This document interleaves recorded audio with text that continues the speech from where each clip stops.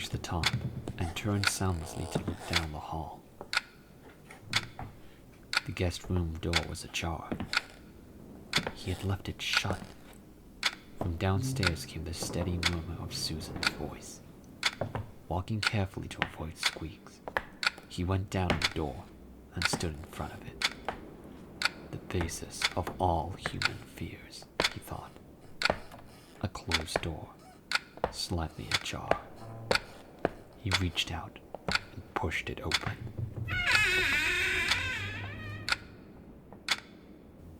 Mike Rearson was lying on the bed. Moonlight flooded in the windows and silvered the room, turning into a lagoon of dreams. Matt shook his head, as if to clear it. Almost it seemed as though he had moved backward in time. That it was the night before.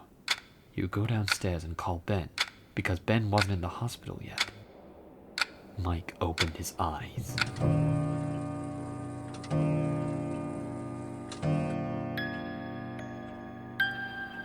They glittered just for a moment in the moonlight, silver rimmed with red. They were as blank as washed blackboards. There was no human thought or feeling in them. The eyes are the windows of the soul, Wordsworth had said. If so, these windows looked into an empty room. Mike sat up, the sheet falling from his chest, and Matt saw the heavy industrial stitchwork where the ME or pathologist had repaired the work of his autopsy, perhaps whistling as he sewed. Mike smiled, and his canines and incisors were white and sharp. The smile itself was a mere flexing of the muscles around the mouth. It never touched the eyes. They retained their original dead blankness. Mike said very clearly, "Look at me." Matt looked. Yes, the eyes were utterly blank, but very deep. You could almost see the little silver cameos of yourself in those eyes, drowning sweetly, making fears seem unimportant. He stepped backwards and cried out, "No! No!" and held the crucifix out. Whatever had been Mike Rearson hissed as if hot water had been thrown in its face.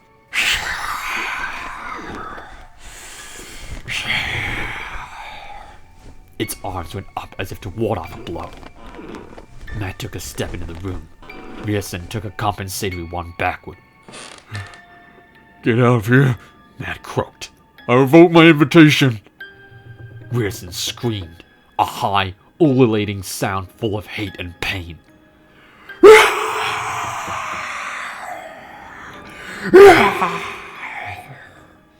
He took 4 shambling steps backward. The backs of the knees struck the ledge of the open window, and Rearson tottered past the edge of balance.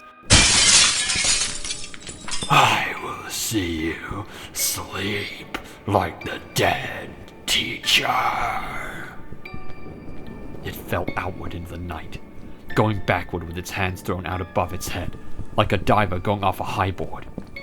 The pallid body gleamed like marble, in hard and depthless contrast to the black stitches that crisscrossed the torso in a wide pattern. Matt let out a crazed, terrified wail, and rushed to the window and peered out.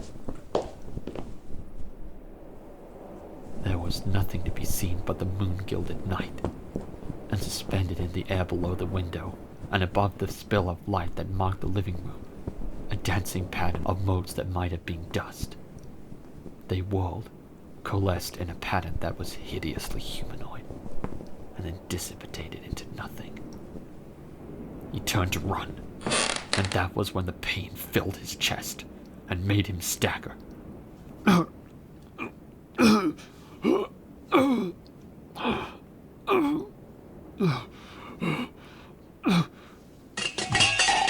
He clutched at it and doubled over. The pain seemed to be coming up his arm in steady, pulsing waves. The crucifix swung below his eyes. He walked out the door, holding his forearms crossed before his chest, the chain of the crucifix still caught up in his right hand. The The image of Mike Rearson hanging in the dark hair like some pallid high diver hung before him.